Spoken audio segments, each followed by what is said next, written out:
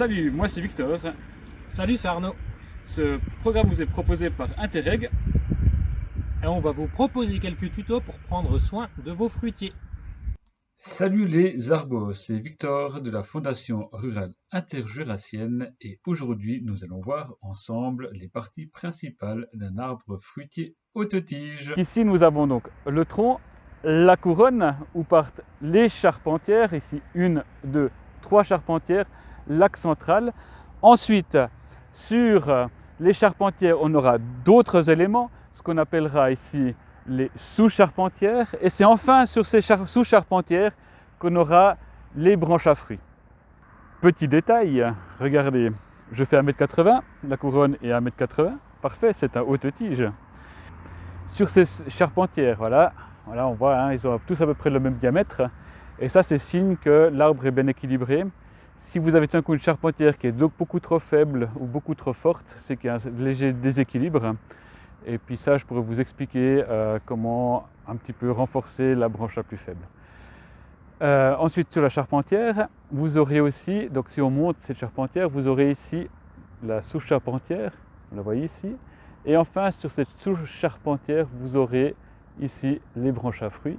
Et d'ailleurs, on voit déjà ces bourgeons dodus, qui sont les bourgeons à fleurs ou à fruits, où vous aurez en général à peu près 5 fleurs par bourgeon, et vous aurez potentiellement 1, 2, voire 3 pommes par bourgeon. Donc si je reprends la tige, la couronne, l'axe central, la charpentière, la sous-charpentière et enfin la branche à fruits sur lesquelles on va trouver ces bourgeons.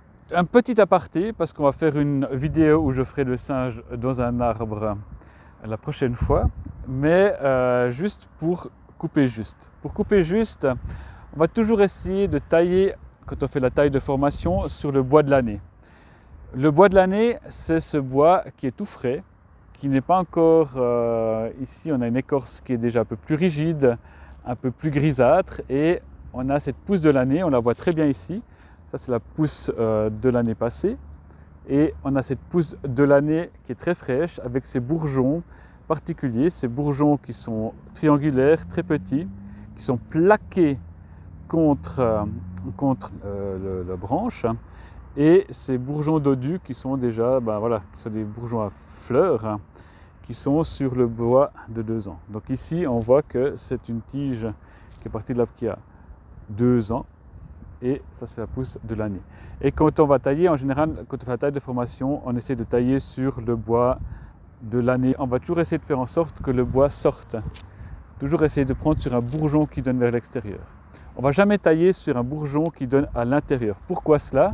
C'est simplement que si on taille sur un bourgeon qui donne à l'intérieur, vous aurez un gourmand ou la nouvelle branche qui va pousser ici et qui va pousser vers l'intérieur de l'arbre. Et nous, ce qu'on cherche, c'est d'évaser son arbre, de le faire sortir. Je vous ferai un schéma, on fera un peu de théorie à l'intérieur, j'utiliserai un tableau noir pour vous montrer ça. Je vous donne donc rendez-vous dans les prochains tutos pour me voir grimper dans les arbres, ainsi que de blanchir les tableaux noirs. D'ici là, je vous souhaite une magnifique journée et, comme dirait cette équipe d'Interreg, n'oubliez pas de liker Et de vous abonner à notre chaîne. À bientôt pour un prochain tuto.